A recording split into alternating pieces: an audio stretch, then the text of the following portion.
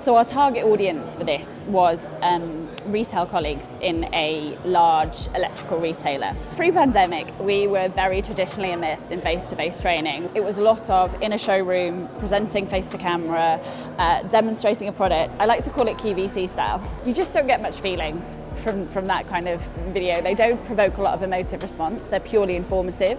So we really had to think about how do we bring these products to life when the colleagues can't touch or see or feel them, and it was a challenge. I'm going to say that from the start. To get 2,000 people in a pandemic to play with loads of products is a very, very difficult thing to do. Getting tactile and hands-on with products is still an enormous facet of what we need to do. So the outcomes we explored with the client were primarily around the sales of those products, but what we're also looking at is brand advocacy. So introducing it into their lives again as a real premium consumer product. As ever, our inspiration came from outside of the learning industry. You know, if they've got 10 minutes in the break room, they are going to go on to Facebook or Twitter or Instagram. We went to social media and saw how marketing grew brand advocacy and product advocacy through an influencer network. So we decided to take exactly the same approach.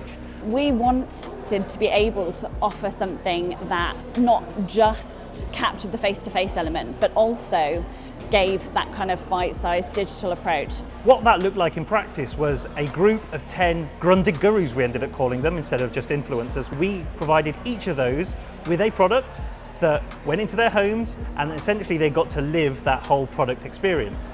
What sat alongside that was some additional tools that they got, which allowed them to create really high quality user-generated content, such as a tripod, a ring light, microphones, and then we gave them the support they needed. So how do you shoot great content? What are the briefs for each of the films that you're going to create? And when should you post them on the internal social media network?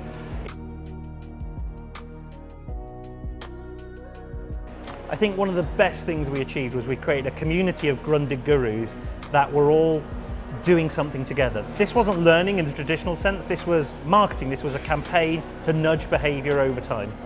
I had a particular connection with it because it focused not just on shouting about Grundig as a brand, but it also gave the colleagues an opportunity to upskill themselves in something besides product knowledge.